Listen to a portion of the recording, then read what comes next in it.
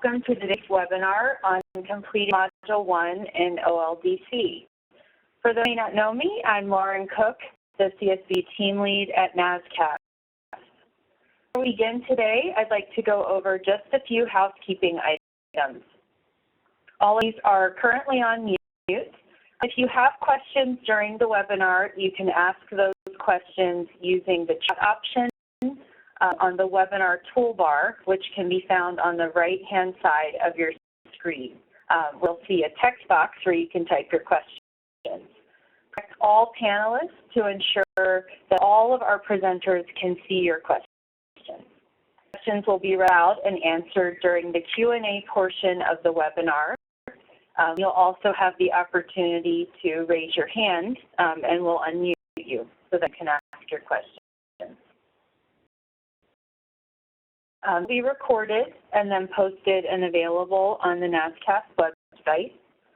Will be presented by several OCS staff. We have Seth Hassett from OCS, Monique Alcantara, and Nikki Frazier.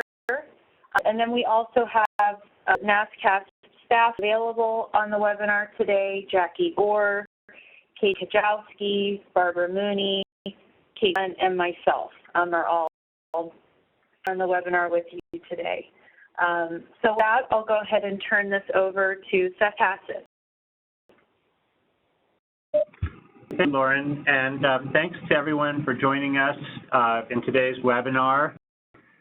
This marks another important milestone in our continuous improvement efforts in Community Services Block Grant. And today what we're going to be doing is providing you with some of the practical aspects of how to complete Module 1, the OLDC system. We'll be with some important tips and quick links, demonstrating how to log in and access the report, how to complete the report. We'll offer tidbits that will aid in completing the report, and we will submit and share and who should contact, share information on who you should contact if you need assistance.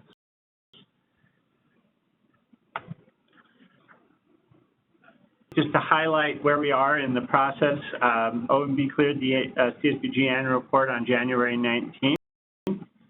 Module 1 in OLDC will be available to states on March 2nd. Should have received notices from OCS and NASCSP last week that the deadlines for Module 1 and the ICE report have been extended to April 7th.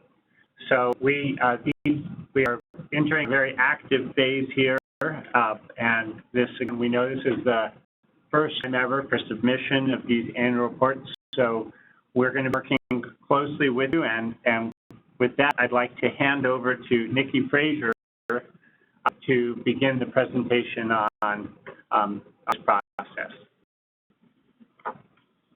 Thank you. On the, you'll see the links to the CSBG annual report, OLDC, which is Access to Grant Solutions, Module 1. You'll be getting more information about the IS, the NASCSP website.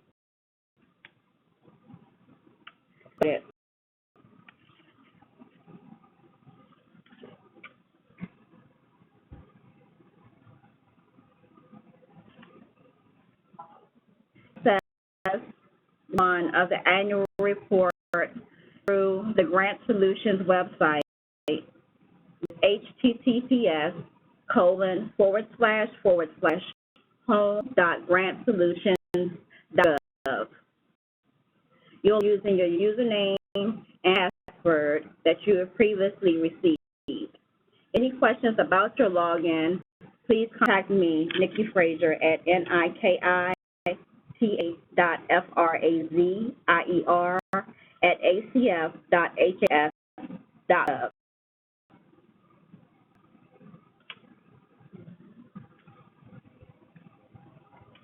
Here's the OLDC. You will just click OLDC, which is the top right corner of the screen.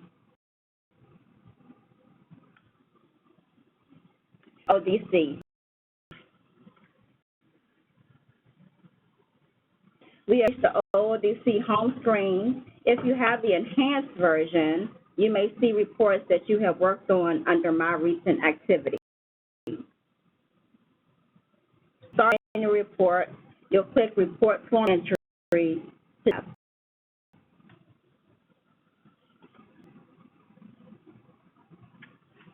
This will be to the form selection screen.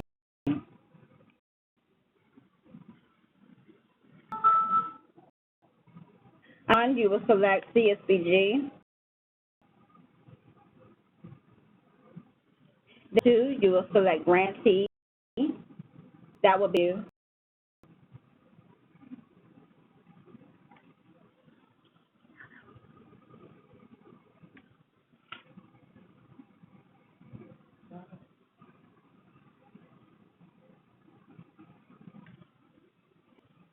and step 3, you'll see a list of options.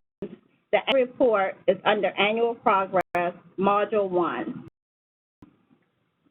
Once you select that, you'll see the Report Period section open up.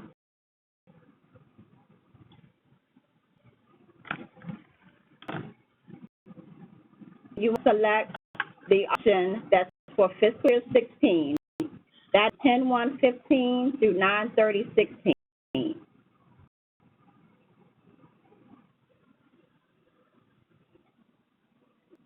First, we will select the action for New Edit Revised Report.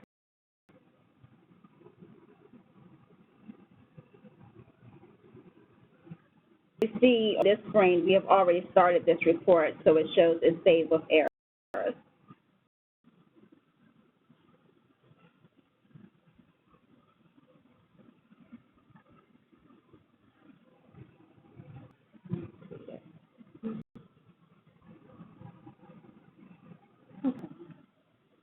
What is to start fresh is delete this report.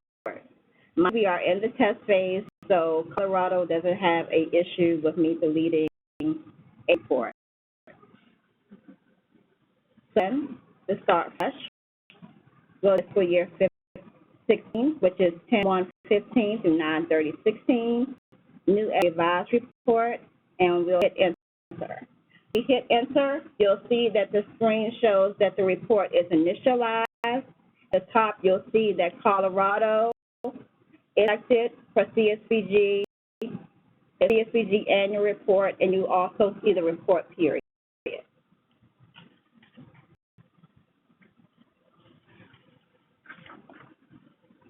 As for selecting fiscal year 16, we had discussions previously about the report period selection.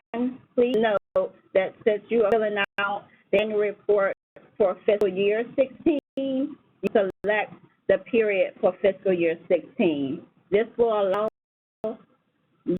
auto-population into the annual report that comes from the correct corresponding statement that you filled out for fiscal year 16.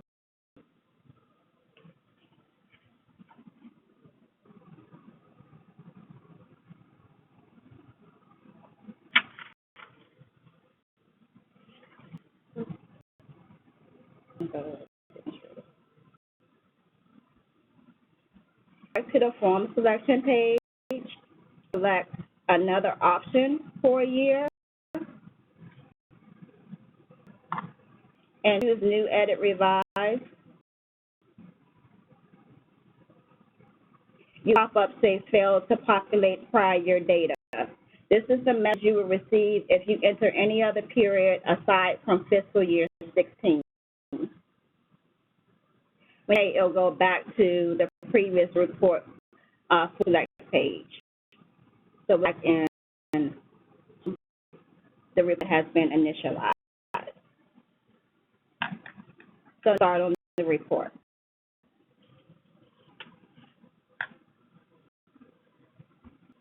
You'll buy in the select action field to the drop down and select edit section.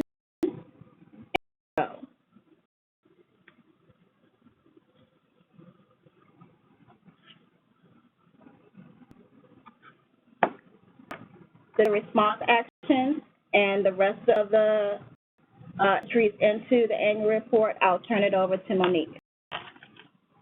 Good afternoon, everyone. There are response types throughout the annual report. I'm going to briefly walk you through the types of responses and how to respond. Narratives, radio buttons, checkboxes, skip logic, attachments, and auto calculations that we will briefly walk through. As you mentioned, within the report, there are sections that will pre-populate from the model state plan. All the information that will be pre-populated will come from the fiscal year 2016. And section G, so that we can look at a question that pre-populated. G3 pre-populated from the model plan, from Colorado's model plan. If Colorado wants to update this response, they would click within the field and start typing. So delete all the information and start new. Also, responses that will pre-populate from the model plan that you will not be able to edit, they're called read-only responses. Section B, question B1, covers goals populated from the model state plan, but they're not able to edit these goals. Able to respond when they choose what status is. Also, questions that do not pre-populate that will garner a response, such as in B3, no information is auto-populated from the model plan, and you click within the response to typing what a response to this question will be.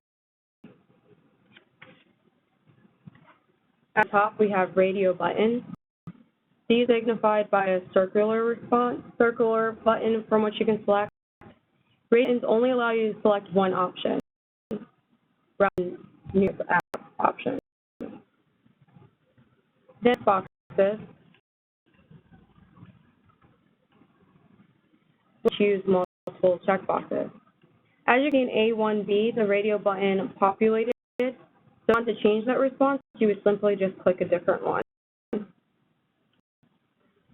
For checkboxes, you can select as many as you want. And if a checkbox does auto-populate, the checkbox will already be selected, and to select a new response, you would just uncheck the responses that no longer apply.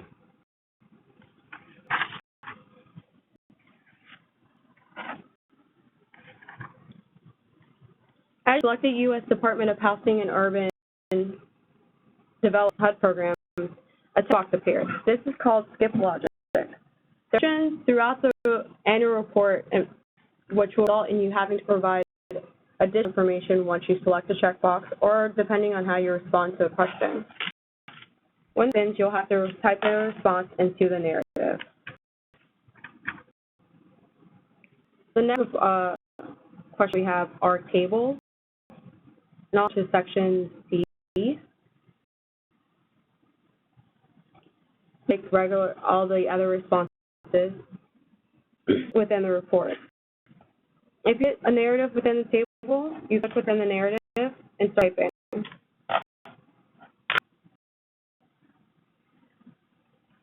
What was already there and start typing in new. You select the drop down and change the answer if needs be. Or if not a question auto-populates, then you just select the new option. Table will have an option such as this, but if you would like to select more than one, you just hit the control button and select the different options that you have. And you can scroll down to see additional options. I selected other, a text field appears in column 5. When a text field appears, you have to type a response. This has radio buttons, results, and fields as well. Go in section F.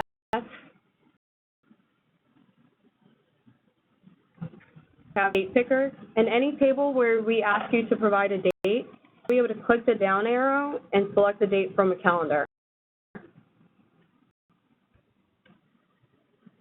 Add a row. In this case, a training that you did not originally have in your state plan, you would click Add. and it will appear here. And select your options.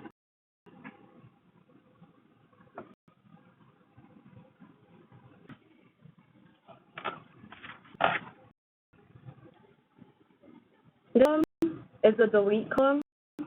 However, requesting that you do not actually delete anything that you had in your model state plan is being planned for the year, and you to label whether or not it had been conducted and provide a brief description if it was not conducted. And please do not actually delete any rows that are transferred over from your model state plan. What this can do for you is auto-population.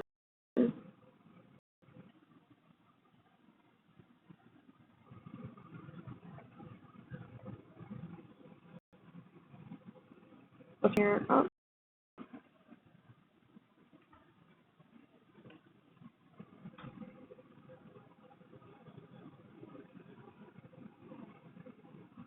You can see this information auto-populated from C3. This is the number of entities that are within Colorado. And this column will auto-populate once a number is in here. I'm going to just enter dummy data to show you how the auto-population works.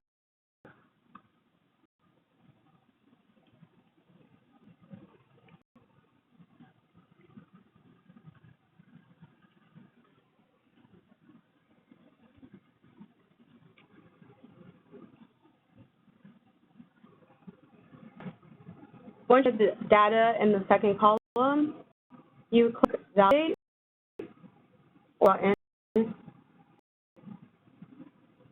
and it just will auto-calculate for you in the third column.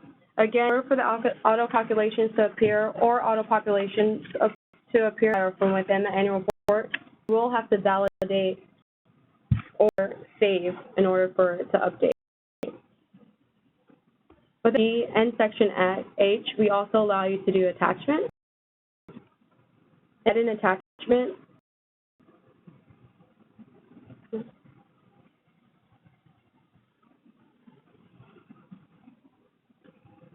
Well, options that allow you to add attachment, you'll see a paper clip. To add attachment, you click the paper clip, and it will pop open. Browse. You find the document that you need to attach, then the file will appear here. This window, and now the paperclip is green. We do that if you are going to make attachments that they be succinct to the response that you're providing, and add a 300-page document as a one attachment. You just want to attach the page that directly responds to the question.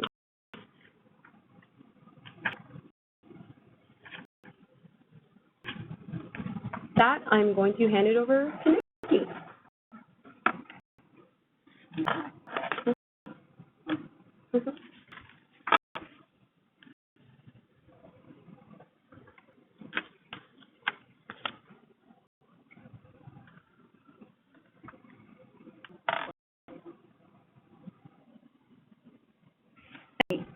Going over a few tidbits.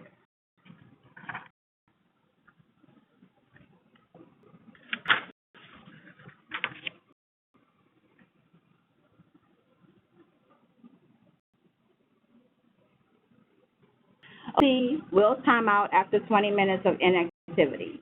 You must perform an activity to prevent the system from timing out. Repeat questions does not register as an activity.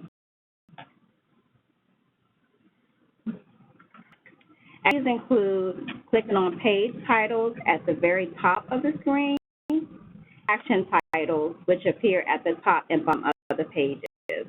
Action documents also register as an activity.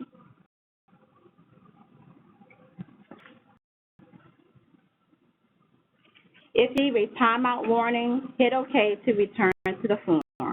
If you do not perform a valid activity within the allotted time, you will be logged off and will have to sign in again.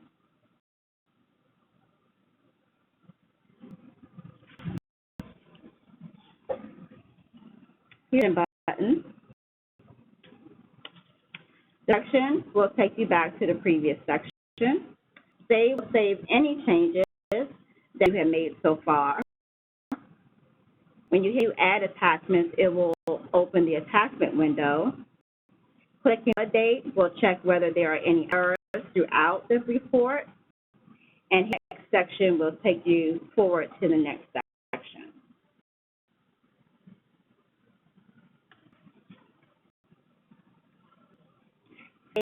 Save often.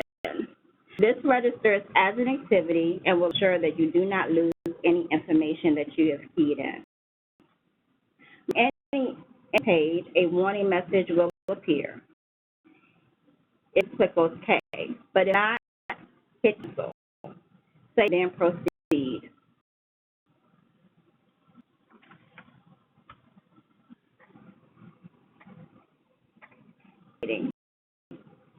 Hit after completing each section.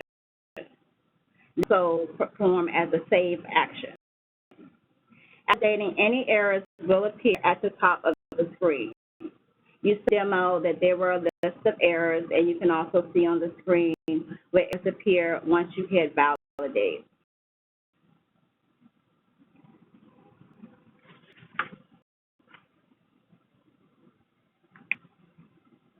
Each has a short description, go to error link, and a long description link. The go to error takes you to the applicable question. The description gives further details on the cause of the error. It's okay to exit out of the long description.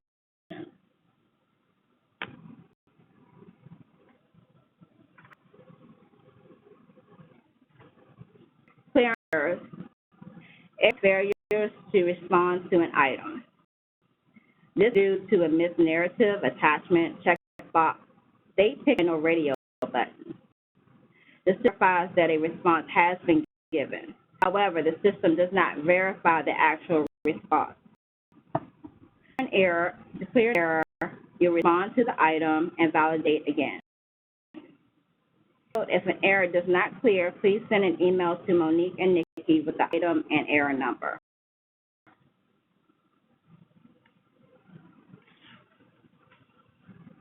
Now go to submission. Sections are saved and validated. The submit button will appear on the report section screen. You submit, then OK in the pop-up box. To submit at this time, you can hit the cancel button.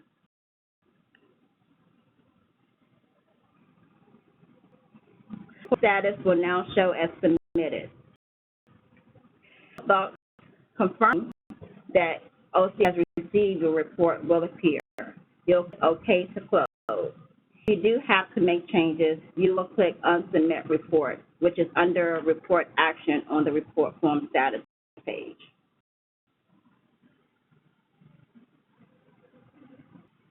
Action Monique to contact. At Model State Plan, we want to make sure that we are all available to you to answer any types of questions that you may have while you're completing your report. For you, we want to send an email to csbgstates@acf.hhs.gov or to me directly. Technical assistance to OLDC, we ask that you email both Nikki and myself at the emails provided on this screen. Note, we'll be posting this PowerPoint, so you will have all this information handy. Question about answering one of the module questions, please contact your program specialist. Program specialist assignments can be found on our OCS website at the following address. For the IS survey, we'll ask that you reach out to NASCSP. They have made regional assignments as shown here. Again, we'll show for you guys, so you'll have this information handy. And this ends our presentation, and we can go into questions and answers. Okay, great, Monique. Looks like we have our first question asking whether or not this report has to be certified. No report, the annual report does not have to be certified. The person who does data entry and the grant administrator is able to submit the report. the program leads for the state and 2 other state contacts that had access to OLDC for their model plan, were as grant administrators within OLDC. That role allows you to set the report. There is no certified option for the annual report.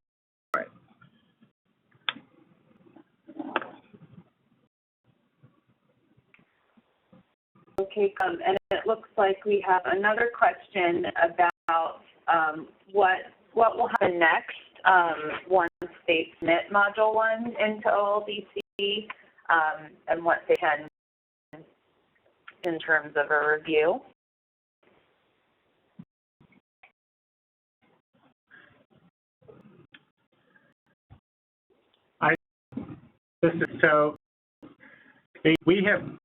We are developing a system. Our goal will be to have given feedback, some feedback on the annual report within 60 days.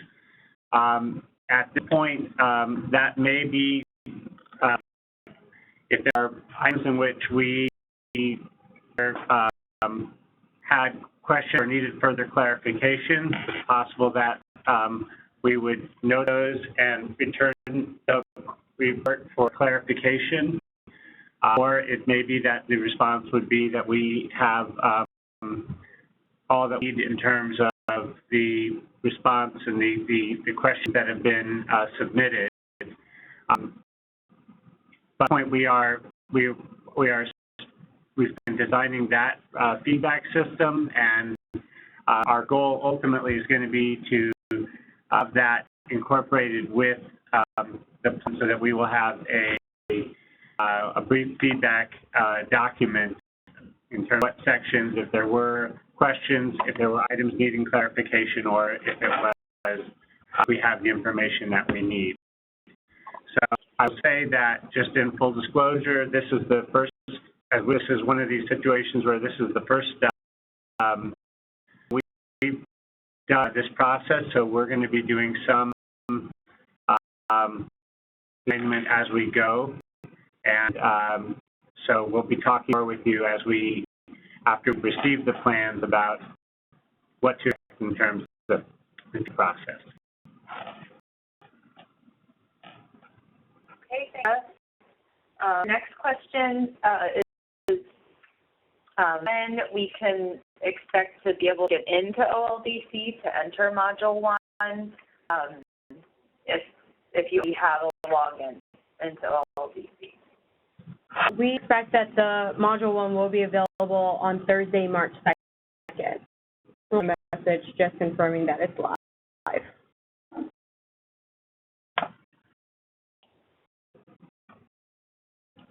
Let's see. That you wouldn't see Module 1 already listed in OLDC yet. No. Okay. It looks like we have a question about if there are questions about the Module 1 submission,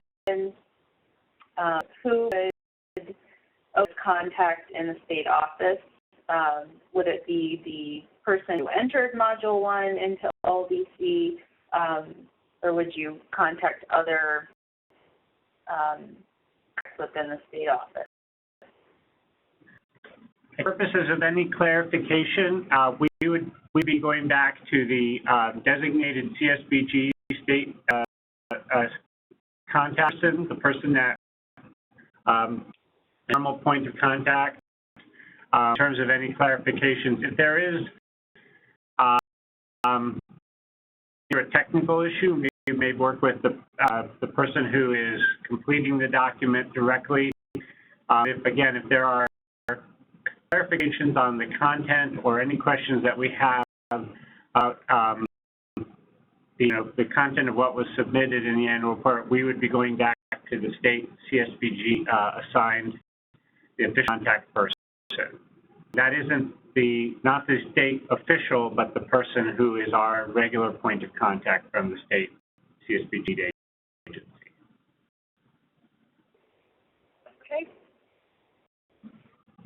question is about whether or not there is a Word version of Module 1.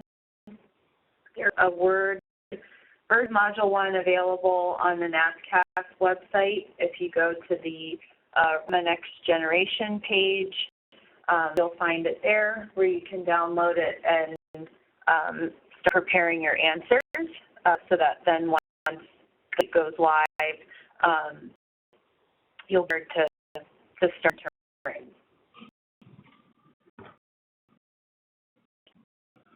If you have other questions, please go ahead and enter them into the chat.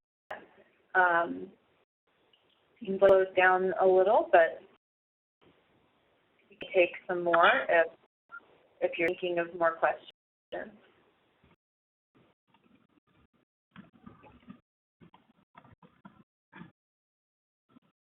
And to reiterate, this webinar recording and the slides, as well as all of the other recordings and slides from the past 2 webinars, will be available up on the NASCSP website. That time is of the essence, and we will post it up as soon as possible for everyone.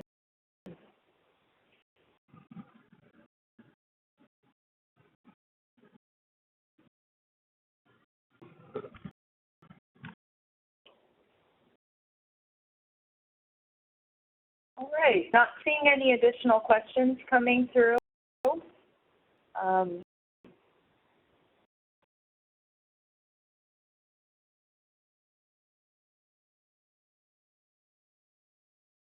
Okay. Well, the OLDC username and password we used to submit the state plan in 2016 work on solutions, or do we need a new username?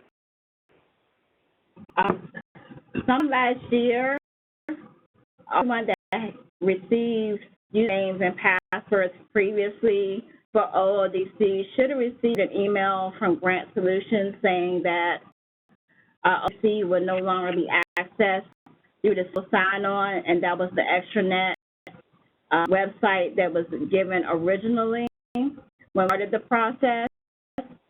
So Grant Solutions, you will use on the Grant Solutions homepage, you would enter the same username and password that you received to access OLDC previously. That same username and password will work in Grant Solutions. And that in a previous slide, that you just select OLDC once you log in, select OLDC application once you log in through Grant Solutions.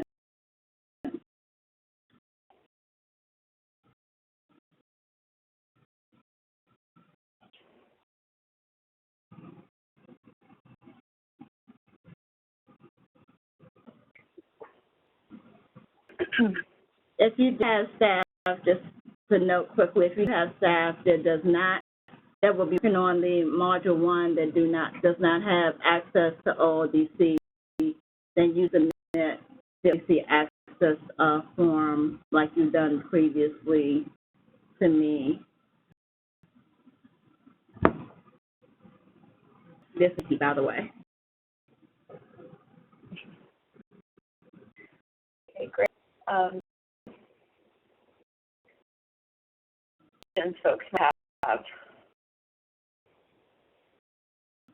Monique said the NASCSP staff is available to assist you as you're completing Module 1 if you have questions. Also,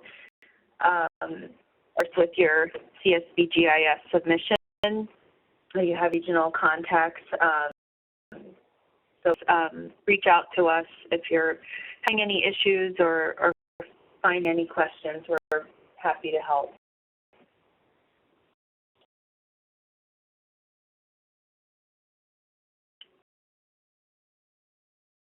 Okay, that's really down.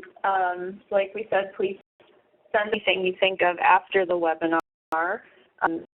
Seth, Monique, Nikki, did you want to share anything else?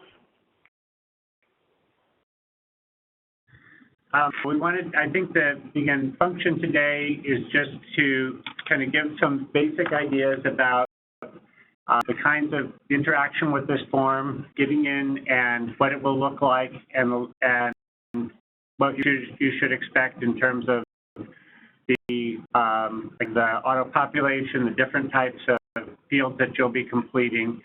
As you, we expect to go live on March 2nd, and we'll put out an official notification when it is when the system is live and can be accessed. And in the meantime, we do encourage that if you access to the Word form, that's a good place to kind of begin getting your composition of answers in. There will be additional guidance and technical assistance coming as we go forward with regard to the content in each section, and we are exhibit particular issues as we just encourage you to contact information in this webinar, and the recorded version of this will be available. And if there are any issues that we see are ring from multiple sources, then we'll look at ways to get that guidance out to the field in the form of some sort of a quick action or question and answer transmittal. This is the first time for all of us, but we're excited and pleased to be working and to be at this important milestone. So we look forward to working with you, and those of you who are coming to the NASCSP conference, if you haven't the submission before that, you will have some time at the NASCSP conference, and our staff will be there, so we may be able to additional tips or discuss any specific content issues with you there before submission. So thank again for everybody for your participation. Thanks again to NASCSP and to and Monique for their work in getting us to this point.